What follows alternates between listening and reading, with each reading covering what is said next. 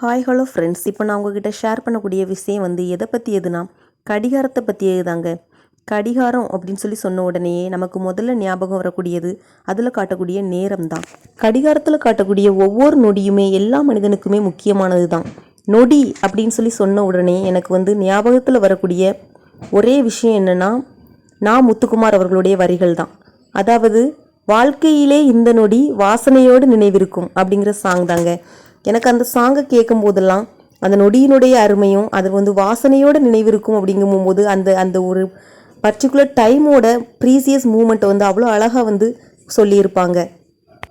நேரம் காலம் அப்படின்னு நம்ம எடுத்தா நம்ம வாழ்க்கையில் கடந்து போன, அதாவது அழுத நாட்களை நினைச்சு சிரிக்கிறதும் இந்த காலம்தான், சிரித்த நாட்களை நினைச்சு அழுறதும் இந்த காலங்கள் தான்.